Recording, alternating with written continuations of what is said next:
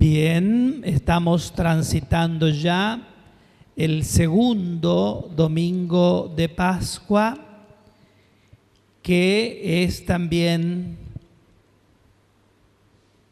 reconocido, celebrado e instituido por Juan Pablo II, un santo, como el Domingo de la Divina Misericordia. La misericordia, tal cual como nos revela la imagen de ese cuadro de la Divina Misericordia tan venerado por millones de fieles católicos, muestra justamente a ese Jesús de cuyo corazón parten estos rayos de luz que simbolizan prácticamente ese corazón compasivo, misericordioso, y ese costado abierto en su costado del cual ha emanado sangre y agua. La sangre, el signo absoluto de nuestra salvación por la que hemos sido purificados, y el agua, el signo que anticipaba la fuente bautismal, a través de la cual miles y millones de hombres y mujeres de todos los tiempos renacerían a la vida nueva, serían regenerados, recreados a la vida de la gracia. El hombre viejo sumergido en la fuente bautismal, justamente por la sangre de Cristo, purificados, llegarían a ser santos, divinizados y elegidos para la vida eterna. Eso es lo que nos significa la palabra de Dios cuando en la primera lectura nos habla de esta comunidad cristiana. Esta comunidad cristiana que tenía en claro que había sido purificada por Cristo, regenerada por esa sangre y salvada justamente por la acción redentora y salvadora de Jesucristo a instancias de su pasión, muerte y resurrección. Ahora bien, ¿cómo nosotros expresamos eso que creemos? Esa expresión en la que nosotros creemos verdaderamente que hemos sido purificados por Cristo, regenerados por Él, salvados por Él. ¿Cómo lo vivimos? ¿Cómo lo expresamos? ¿Cómo lo encarnamos en nuestra propia vida individual y colectiva? Nos lo dice la palabra de Dios. En primer lugar, por la fe, desde la fe, con la fe, adhiriendo a Jesucristo, nuestro Señor, como nuestro divino Salvador. Abrazándolo en la fe, creyendo en sus palabras y obedeciendo estas palabras como una instrucción sagrada que nosotros tenemos que cumplir en nuestra vida, y por supuesto adhiriendo a la persona de Jesucristo como nuestro Dios, Señor y Mesías, Redentor y Salvador. Allí expresamos concretamente eso que confesamos con los labios y que reconocemos que hemos sido purificados, regenerados y salvados por Él. La confesión de la fe. Ahora bien, no basta solo confesarlo con los labios, hay que confesarlo también con la vida. Hay que confesarlo también con el testimonio. Somos cristianos. le pertenecemos al Señor.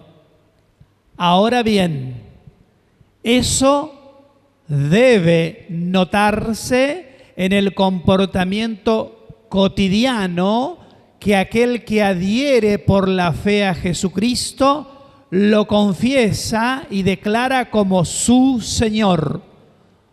Por lo cual, ser cristiano no es solo una etiqueta o un título que nosotros llevamos, es una vida que se expresa y se comunica fundamentalmente en los vínculos que establecemos con las demás personas.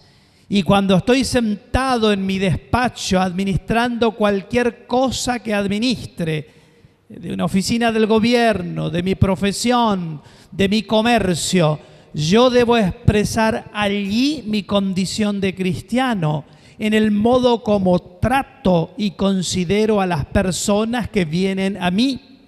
Allí ha de notarse si yo he sido verdaderamente purificado, regenerado y salvado por Jesús. La vida que se expresa y que se comunica claramente en la palabra, en el gesto, en el modo como vive la persona. O si no, la confesión de fe sería una palabra vacía. Lo dice también San Pablo en otros términos, ¿no?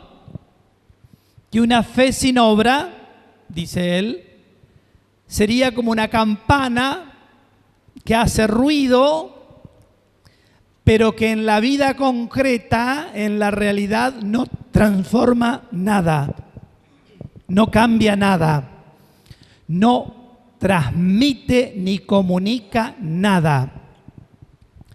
¿Cuántos cristianos así, no? ¿Cuántas personas de misa dominical, cuántas personas que expresan su fe religiosa en cualquier confesión religiosa, ¿no? En cualquier culto, en cualquier religión? ¿Cuántas personas que adhieren a un Dios al cual confiesan con los labios, pero reniegan de Él con su vida? Porque su vida demuestra exactamente lo contrario de aquello que confiesan con sus labios. Por lo cual vuelvo y repito, dicen las oraciones y la palabra de Dios, dice este domingo de la Divina Misericordia, que ser cristianos significa haber sido purificados, regenerados y salvados por el Señor. Notando esto de manera absolutamente evidente y categórica por la adhesión de la fe en Cristo, Señor y Redentor y Salvador, pero que yo lo transmito y lo comunico con la palabra y con la vida. Primera apreciación. Además, esto de ser purificados, regenerados y salvados, tiene una implicación absolutamente necesaria, que si no la vivimos, si nos faltare eso, no seríamos cristianos, no seríamos discípulos del Señor, no estaríamos adhiriendo genuinamente a la persona de Jesucristo, el cual es la vida comunitaria. No se entiende un purificado, regenerado y salvado sin vida comunitaria. Tenemos que tener el referente comunitario para que nosotros verdaderamente podamos decir con toda autoridad, soy de Cristo. Lo dice la primera lectura, ¿no? La primera lectura muestra claramente cómo los primeros cristianos comprendieron que expresar como testimonio la resurrección del Señor y anunciarlo como vivo significaba, en primer lugar, constituirse como comunidad, conformarse como comunidad, vincularse como comunidad, llevar adelante vida y acciones y obra evangelizadora como comunidad, por lo cual esto es un examen de conciencia que cada cristiano debe hacerse, ¿no? ¿Tengo referente comunitario o vivo mi fe de una manera absolutamente individual, pensando que me voy a salvar yo solito nomás? En este contexto de pandemia nos damos cuenta la fundamentalidad de la vida comunitaria, ¿no? Qué tremenda lección nos está dando la pandemia, no solamente a los hombres y mujeres de fe, dirigentes religiosos, sino también a los dirigentes laicos, seculares. ¡Qué lección! Lo sagrado que es la comunidad y el compromiso que tenemos que tener con ella. Lo fundamental que es la comunidad para que nuestra vida tenga sentido. ¿Qué sentido tiene vivir encerrado en una habitación? ¿Qué sentido estar preso en un balcón?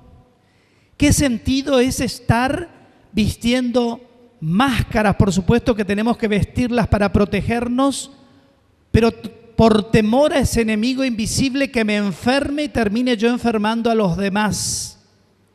Ese sentido de responsabilidad colectiva, de conciencia social, de compromiso y cuidado con el otro, fruto de esta pandemia, nos hace tomar conciencia de la fundamentalidad de la vida comunitaria.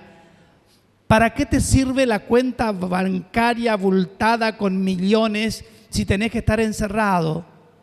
A lo mejor la pandemia hoy le está invitando al mundo a sentirse solidario, fraterno con el otro y a compartir lo que tiene. Porque si no compartís lo que tenés con el más necesitado, ¿para qué te sirve? La comunidad entonces, en este contexto de pandemia, adquiere una relevancia tan fundamental, haciéndonos tomar conciencia de que nos necesitamos, de que los unos sin los otros no somos nada, de que individualmente no podemos hacer nada. No es posible salvarnos solos. No es posible progresar y alcanzar una plenitud en la existencia solos. Es juntos, expresando este sentido comunitario y colectivo con un compromiso fraterno y solidario en el que realmente sintamos al otro como un don, como un regalo, como algo importante. Y por eso es entonces que este aspecto de la purificación, la regeneración y la salvación pasa también por hacernos conscientes de que la dimensión comunitaria es un aspecto fundamental en nuestra vida. Sin comunidad nos podemos dar cuenta en este tiempo de pandemia. Sin la dimensión social somos nada, absolutamente nada. Primer aspecto entonces de esa, digamos, verdad de que hemos sido purificados, regenerados y salvados por Jesús, la dimensión de la vida comunitaria. Debemos sentir la comunidad, vivir en comunidad, comprometernos en comunidad, trabajar para la comunidad, ser solidarios, ser comprometidos con el otro. Eso es ser comunidad.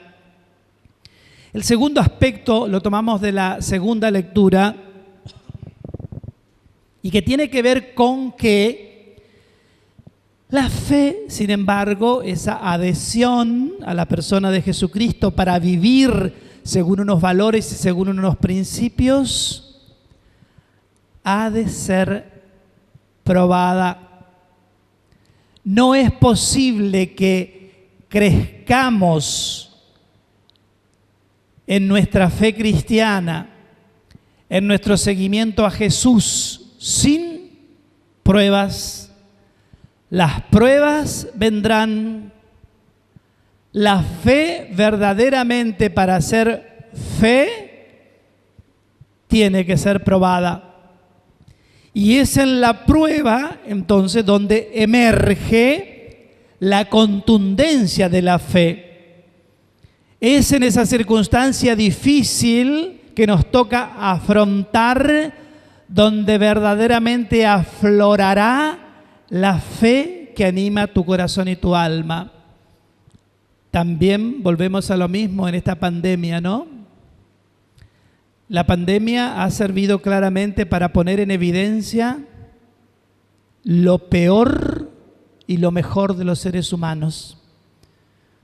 Pero yo creo que lo que viene en evidencia de manera absoluta es lo mejor. Siempre hay excepciones de seres perversos, egoístas, que piensan solamente en sí mismos, pero lo que impera en esta instancia de prueba es verdaderamente ese sentido de compromiso social y de amor comunitario y el deseo de querer ayudar cada uno desde su propio lugar.